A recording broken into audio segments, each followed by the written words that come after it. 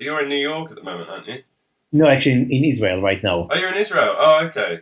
Yeah, this is why the early hour. Oh, I see. And it looked. Well, I was going to say, and it looked quite bright there as well. And I thought Yeah, New York was currently sort of it's in the nearly noon midst in of a Israel now. snowstorm at the moment, isn't it?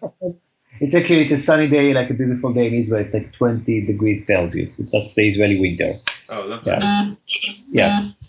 I was just wondering if you could possibly sort of explain the process of storing digital information on DNA. So every file, no matter whether this is a song, a picture, a movie, a program, is just a series of binary digits, zero and ones, bits. And the is DNA consists of basically nucleotides, A, C, G, and T, right? So what you could do is every time you see in your file 00, you would assign A, you put A in the DNA. And then if you see 01, you put C. And then if you see 10, you put G. And if it's 11, you put T.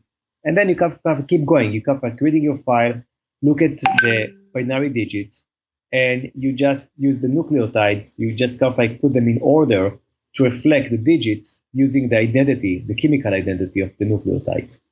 What's the technical process of doing that in terms of you have to you know create the DNA and then you have to create software that is able to So sort of read yeah, the DNA. So the first step is that you need to create software to convert the file into DNA. Now, I described a very simple process. In reality, things are a bit more complicated because, for instance, where you have in some files, you just have a long run of zeros, 0, 0, 0, 0, 0, 0, and so on, right? And if you just take this long run of zeros into DNA, you get, let's say, A, and so on. DNA, the chemical structure of DNA, doesn't like to have this, what we call homopolymer, basically the same nucleotide over and over again. It doesn't like it. It's not very easy to sequence those types of molecules. It's not easy to replicate them using the molecular machineries that we use. So you want to avoid these long runs. So the first step was basically kind of like to encode the file without these long runs, to represent them in a different way. The second problem is that not all DNA molecules are going to make it. It's a noisy process at the end, right? So you encode the data, you want to read the data from the molecules, and for some reason, some molecules are going to break, some molecules are not going to go through this enzymatic processing. So you want to create some sort of redundancy to fight these type of errors. So even if you miss some molecules, it doesn't mean that you're going to destroy or to get an erroneous file at the end. So the first step is kind of like to invent an encoding scheme that is efficient and will allow you to overcome these errors. And then after you do that, we invented this encoding scheme, then you synthesize the DNA. And there are several companies that actually offer DNA synthesis, not for storage, but just for biomedical applications. So you can harness those type of services and just get your DNA sequences from the companies. After you do that, you get basically a drop of water. And if you want to read the file, you just put this drop of water on a DNA sequencer, which is a machine that converts the molecule into digital signals. So it gets the molecules and tell you now A, C, G, and T, just like keeps like reading these molecules and report them into a text file. And now we developed a software that converts the text file back into the file again. And so, just as a very simple, broad question, why use DNA as a digital data storage medium? For three reasons. The first one is that DNA is far more compact than any other storage device that we use today. So if you think about hard drives and you look at the area, the physical area for a hard drive, it's about 1 million times larger than a DNA molecule. Okay, the same kind of like unit. Second, hard drives don't last as much as DNA. DNA can survive for thousands of years. Try to take your hard drive a decade from now and see if it works. It probably will not. The third reason is that DNA will never go obsolete. In the storage industry, we saw that technology keep like changing, right? Like I don't know, had these 8 millimeter videos or movies, right? And I cannot retrieve, I cannot really see these movies anymore. My bar mitzvah was recorded on the VCR tape. I think only my mom still has a VCR like tape to play the cassette. Now DNA on the other hand will not go obsolete. Even like 100 years from now, 1,000 years from now, as humanity, we cannot sequence DNA for whatever reason. We have much bigger problems than the data that we try to retrieve, right? Probably we went through some nuclear catastrophe or something like that. So this is the reason why DNA is such an attractive medium to store information. Okay, and can you give me an example of like DNA that's lasted for thousands of years at all? I know that there's. Yeah. So you can read in the newspaper every few months about a skeleton that people found with thousands of years, and you can sequence the DNA from the skeleton and you get this information. So that's the easy answer, right? Like we even have skeletons that were preserved for 200,000 years, but we can still read their DNA. And there were some experiments by ETH Zurich where they took synthetic DNA and they exposed it to high heat.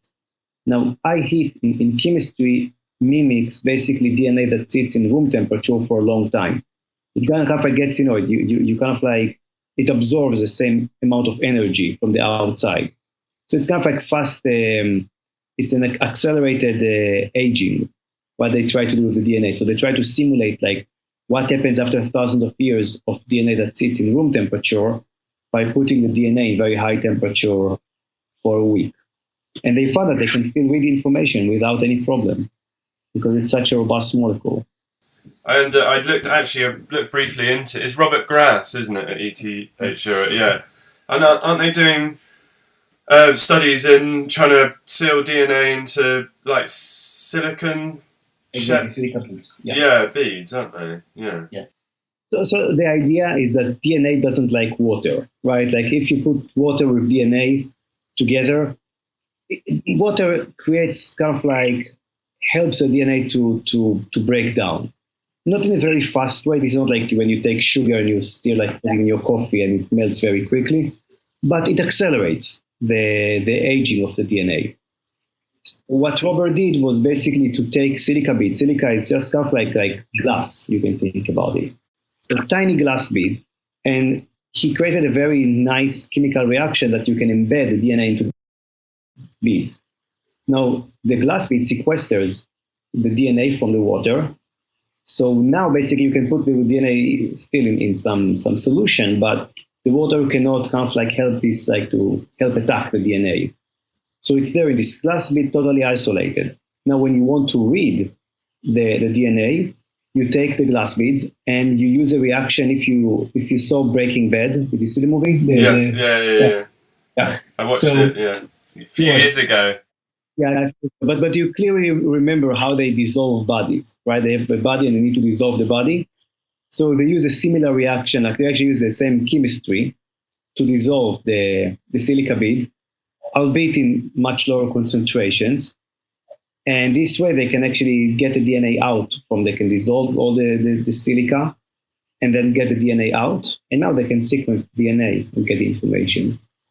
Incredible. Yeah, I was going to come to that later and ask you if you knew of any other research going on, but well, I'll just move on quickly and ask you what other advantages are there over our current sort of storage mediums that DNA has? I mean, scale is.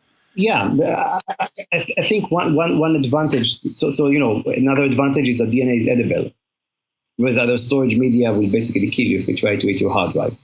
But you can really like eat DNA, and then it will not. DNA is totally edible molecule, right? You have DNA in your milk when you drink. You have cow's DNA.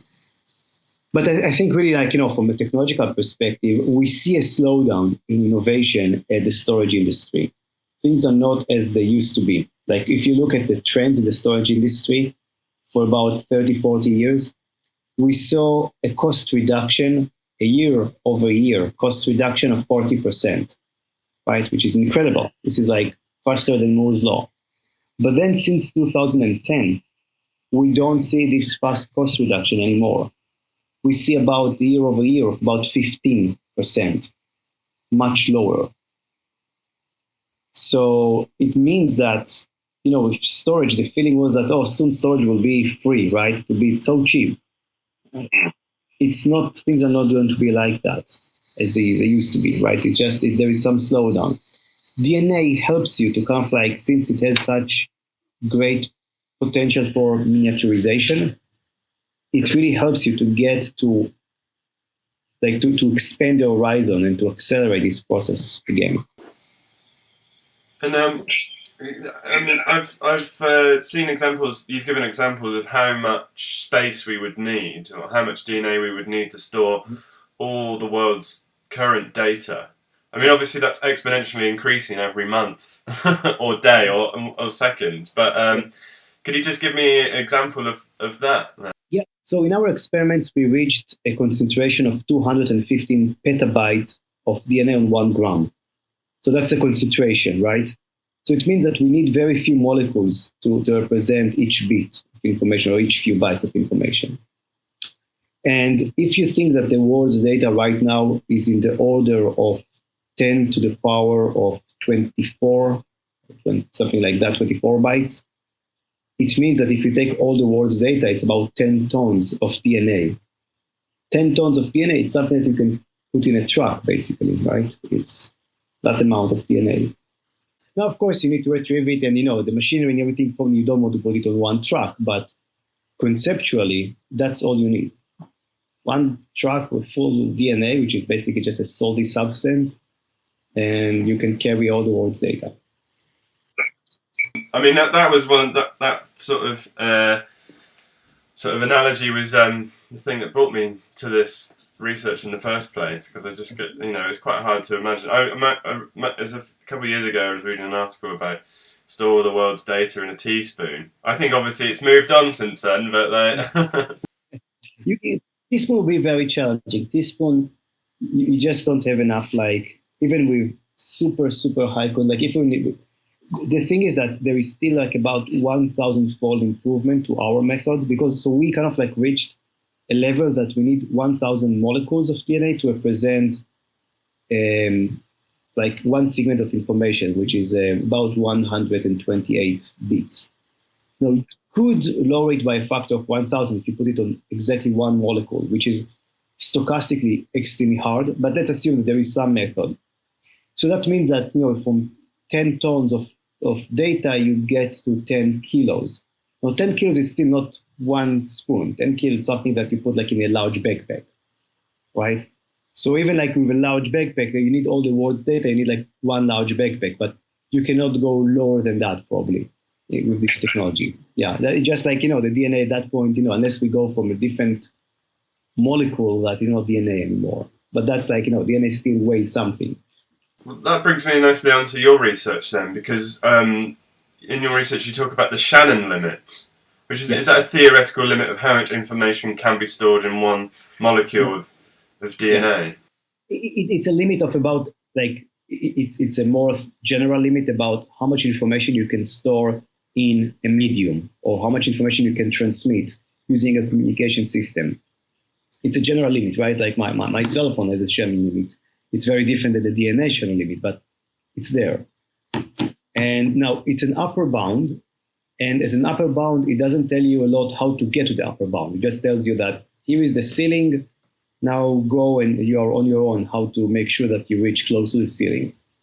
We calculated the upper bound for DNA, and it's around, so kind of like, if like without any chemical imperfections, it's very simple. It's only 2 bits per nucleotide, right? Because you have 4 options. You have A, C, G, and T, so 2 bits per nucleotide. If you take this upper limit if you make this like more careful calculation, taking into account the inability to store these long stretches of A's or C's or G's or T's, then you go to something like 1.8 bits per nucleotide. That's the best that you can do.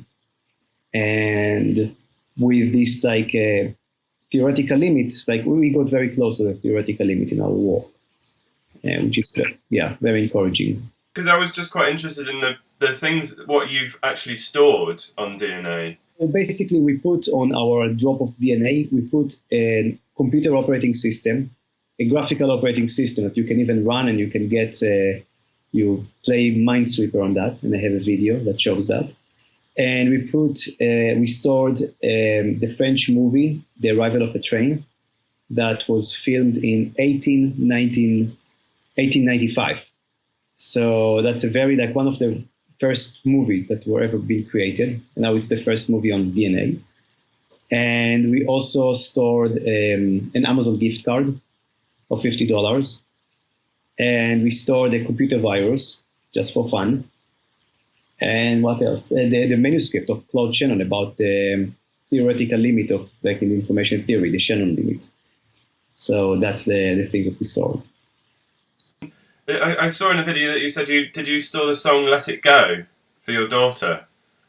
Yeah. We didn't store that song, but I use this as an analogy of like, we didn't store the "Let It Go." It's just because of copyright issues. Like we didn't want to store it so people can read this. But it was kind of like more of like an example of what you can and cannot do with DNA. Okay, Matt, I just need to go now, okay? Brilliant. Thank you so much for your time. I really appreciate it. Yeah, thank you. And I'll be in contact. So thanks again, Yaniv. Speak to you later. Sure, no problem. Bye. Bye-bye.